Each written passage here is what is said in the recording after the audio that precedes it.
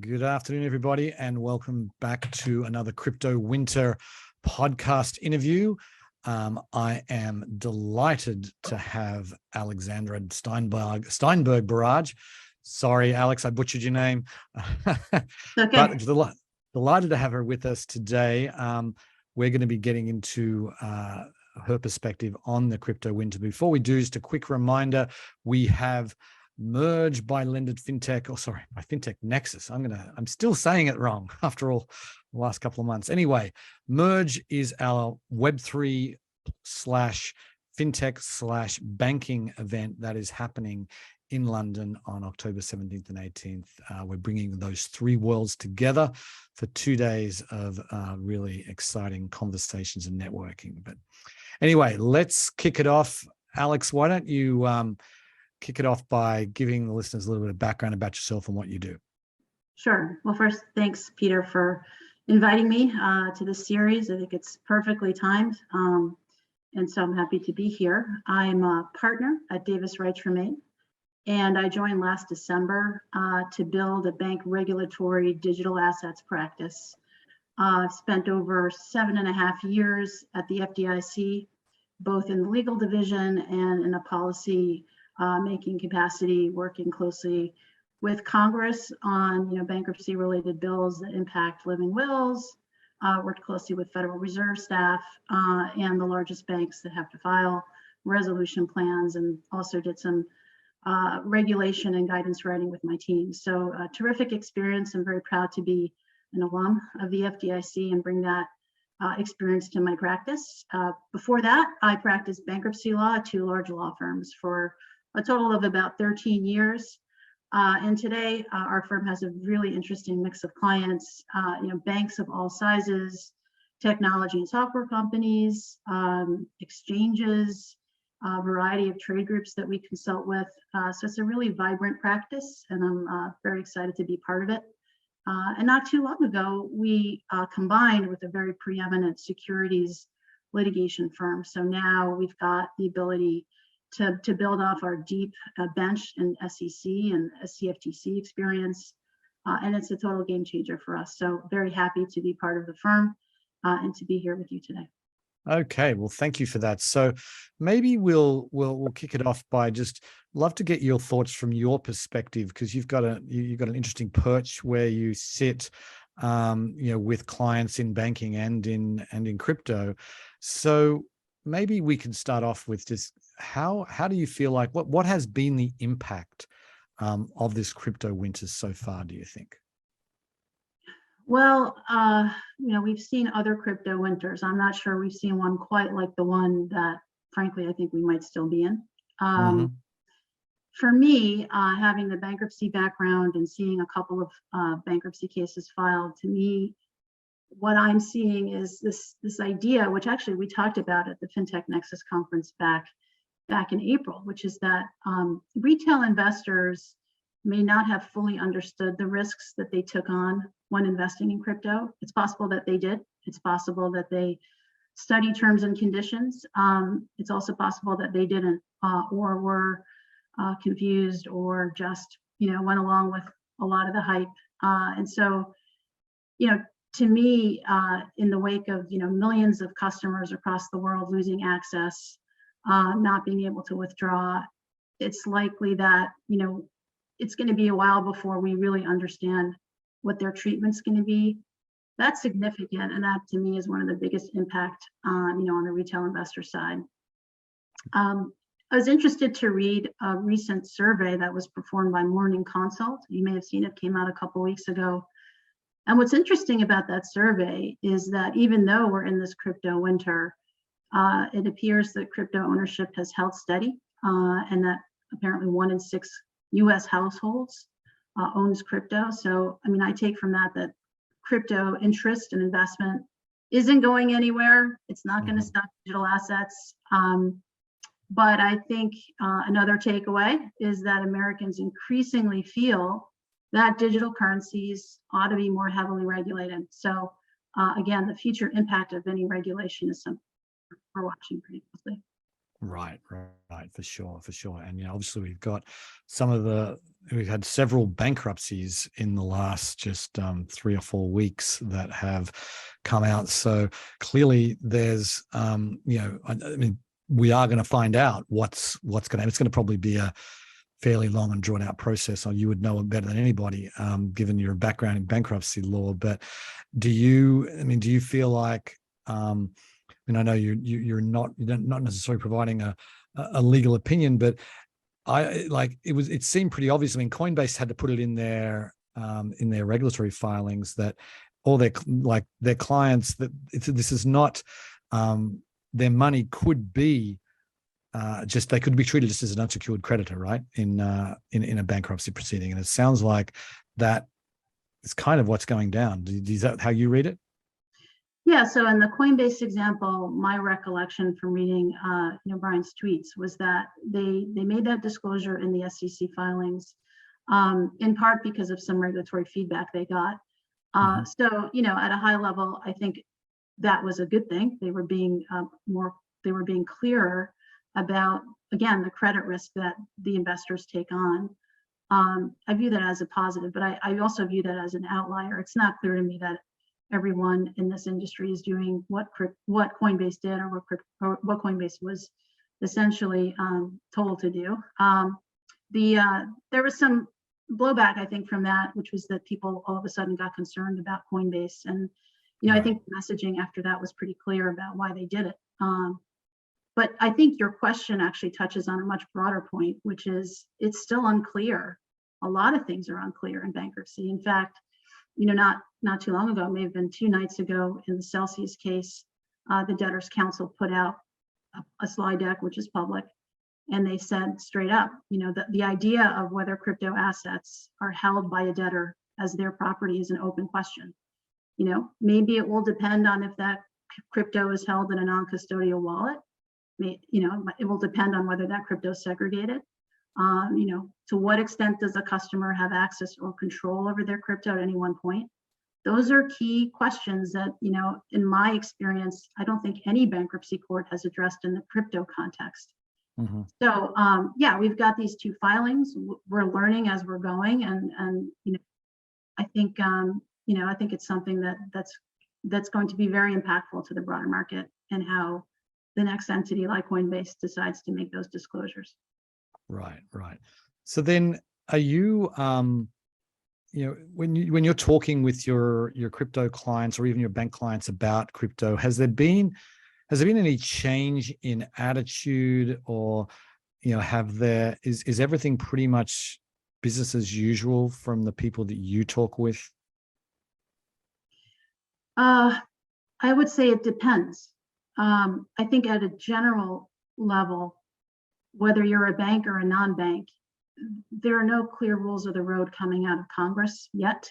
There have been meaningful attempts, including on a bipartisan level, as we saw with the Lummis-Gillibrand bill. So that's all positive, but nothing's been enacted into law. And so what I'm seeing is a sort of dynamic of, we want to scale, we want to be ready, we want to be best in class. But on the other side, there's, a risk of enforcement, a risk of tripping up, a risk of scaling too quickly. And I will say there are pockets of the crypto ecosystem that, frankly, they want to be patient, they want to be engaged, but they're also thinking, maybe I need to look elsewhere. Maybe I need to look to the EU or Singapore or even the UK, where those kinds of legislation in digital asset legislation have already started, either being significantly negotiated, enacted, and where there are clearer rules of the road. So I think it depends on the client and sort of where they sit. But I think we'll hopefully see some more movement on, scaling and responsible innovation after we've got a clearer framework at the federal level. Right. And as someone who worked in government, then what's your best guess on on when we might see that? Well, it's election year, so we're probably not going to see it till next year. I was going to say, right? I feel fairly comfortable saying we're not going to see it before the midterms, but I think a lot of people would say that. Right. It's a really tough one. It depends on the scope. So if Congress is going to try and go out with an omnibus bill that covers many different facets of crypto, I think that'll take longer. At the same time, I think from what we've seen, there are parts of the bipartisan bill I just mentioned that are potentially segregable. And so, does Congress take more of a focused approach and focus on, payment stablecoins as a first step? To the extent Congress focuses on that first, it's likely we will see something sooner on that point, and maybe later on the broader crypto omnibus type of enactment. It'll depend on, the majority in both the House and the Senate. But I think with the executive order in place, I want to be hopeful, but at the same time, given where we are, it's hard to say, but I don't think we have what we need quite yet. Right. Yeah. Right. Okay. So for those people who are watching this live, if you have a question for Alex, feel free to hit the Q&A button and we'll get to it before the end. But I want to get your perspective on, you hear some of the crypto enthusiasts talk about how this is a real positive for the crypto space, this crypto winter. What do you think is, what positives can we take out of the challenges of the few weeks? So, look, I think it's tempting to look for silver linings. It also feels really early to start doing that. But what I will say is that, despite this crypto winter that we're in, I'm seeing a lot of really interesting product development and innovation flourishing. I don't think that's stopped. It's just probably not getting as much attention. The crypto bankruptcy stuff is getting a ton of attention for good reason. But that doesn't mean that, innovation on the blockchain isn't going at a rapid pace. It absolutely is. I think that some of the lessons, if we're looking back just over the past few months, there's been a very meteoric growth in this industry. There's been a ton of investment into crypto and Web3. There's been, growth to the point where you wonder, is it matching the business models of these companies? And so I think there's somewhat of a right sizing that's probably happening in the broader course of this crypto winter. To me, that's a good thing. That's sort of the natural order of things. But one thing that I feel has been lacking from what I'm seeing is just a focus on sound risk management and compliance around crypto risks. And as a former regulator, obviously risk is something that I care very much about, and I've studied. It was my job to understand all the different types of risks that impact banks. And to me, crypto is really no different. In fact, I might say that there are some unique risks to crypto and to certain digital assets that are worth thinking more deeply about.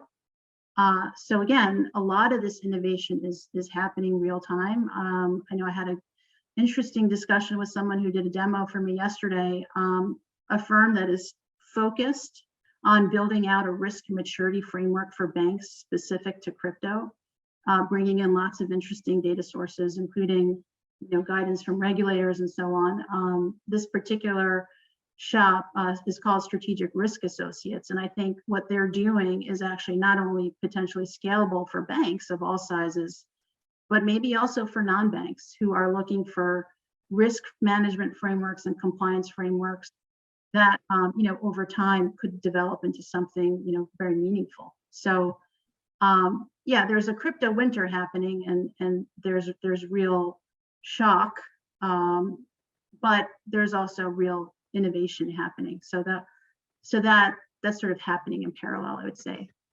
Right. Okay, a question coming in from the audience here. As someone practicing in this area, do you personally engage with digital assets? Are you allowed to? Yes, I'm allowed to, and yes, I do. I would take the position, like if you're a crypto lawyer or a digital assets lawyer and you don't know how crypto works, like you probably should know how it works. Right. So, am I a big speculator in Bitcoin? No, I'm not. But I view the process of understanding how exchanges work and how wallets work really important to, engaging with my clients and understanding the products they're building. So, yes, I do own crypto. I'm not ashamed to say that I do. But I also educate myself, and I also read a ton. I'm interested in it. So I do read terms and conditions, and I do read disclosures. And so I know what risks that I'm taking personally, or that my family is taking before I go ahead and start investing. So hopefully that answers the question. Right.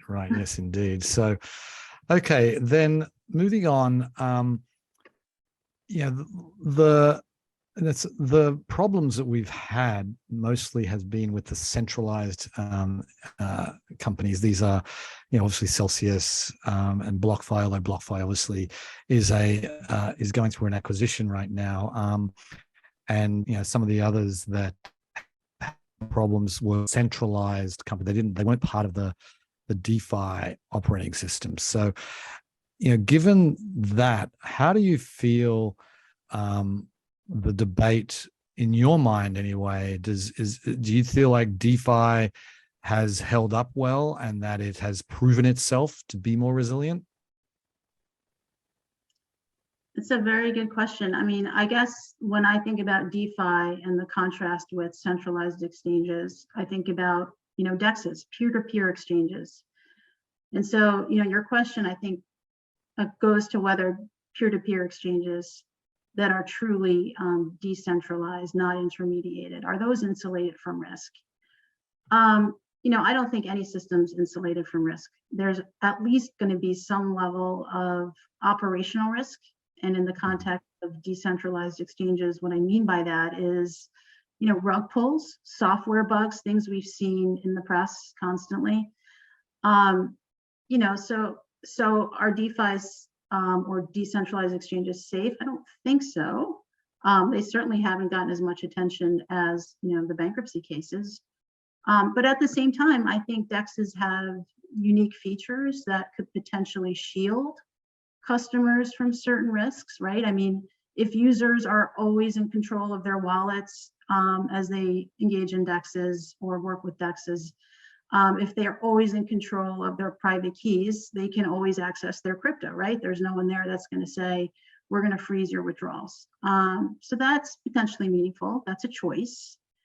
There's also no intermediary there that's, pulling someone's personally identifiable information for KYC purposes, right?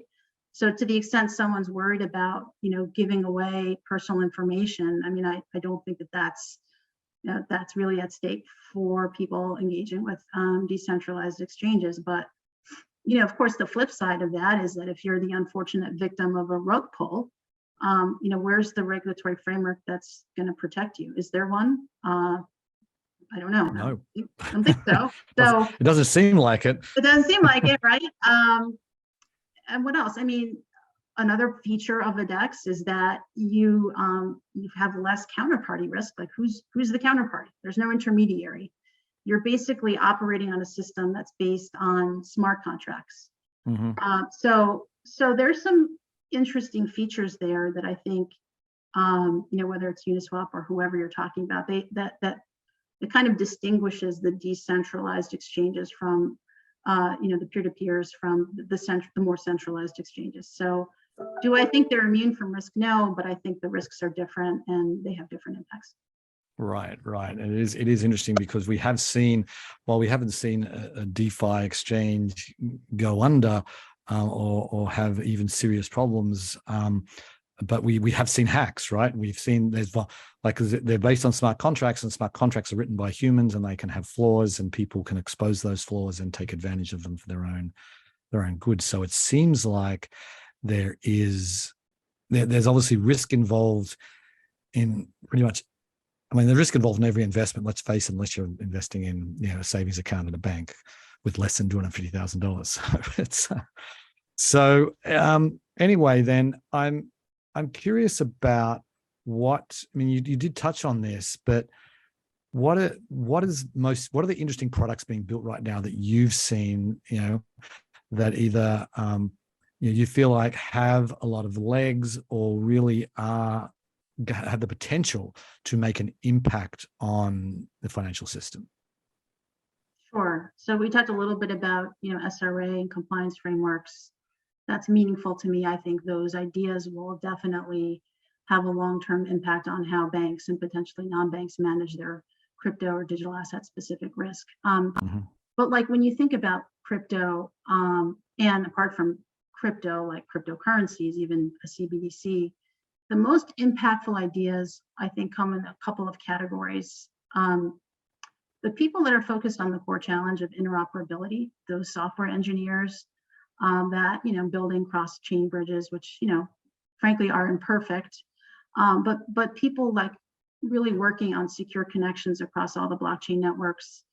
I think that's an important space to watch. I think that, right now we're living in a pretty siloed multi-chain environment. And when you move a token from one to another, you risk losing the value of your token, right? There's significant operational risk, or there's some operational risk there. So whether you're talking about a stable coin on multiple chains, or you're talking about a potential US CBDC interacting with other CBDCs across the world to exchange value, either from a retail or wholesale, environment, we got to get the interoperability architecture right. And so I'm really interested in reading blogs and following folks who are very focused on that. I think ultimately it's going to take some really smart engineers and policymakers and the folks kind of in the middle to make that work through some kind of public-private partnership or standards type framework. In addition to interoperability, there's been a lot of really interesting work around digital identity verification and data privacy. Banks have super high compliance costs when it comes to BSA, Anti-Money Laundering, Bank Secrecy Act compliance. Some of them have faced multi-billion-dollar fines, all public, for non-compliance. And to the extent the blockchain can be used to automate KYC, to create a secure environment for credentials on a blockchain, I think we could have a much more efficient and reliable system for banks, one where consumers were empowered to choose the type of information they want to share, and they could verify their own information.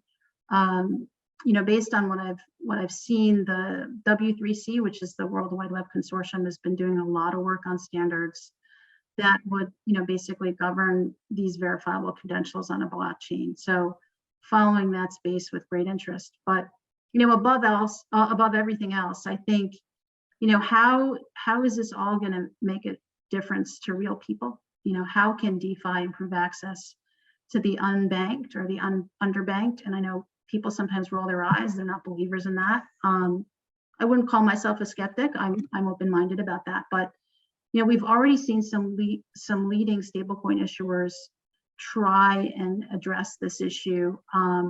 The World Bank estimates like the average transaction fee for a cross-border remittance is something like 6%, which doesn't include bank fees. Ask yourselves, like, how is it possible that it's still that high? It seems to me if we can fix that, or at least significantly bring down those costs, that innovation will be significantly impactful for everyday people. And that's also something I find, personally very, very interesting. And then, I think, if I had my wish list for the Fed, I would love to see some more thought and maybe some papers on the promise of a potential wholesale CBDC, not just a retail CBDC, right. One where banks are able to settle across each other using a CBDC. And I think there were some hints of that. If you looked really closely at the January Fed paper, there may be a task force that's focused on it, but I'm curious to hear more about that. So it's not a product per se, but it certainly is a development that I think could potentially have a huge impact. Yes. So do you have a view, as someone who used to work at the FDIC, do you have a view on bank issued stablecoins? Well, it's a very timely question. So USDF is a Yes. consortium of banks, which I'm sure you're familiar with.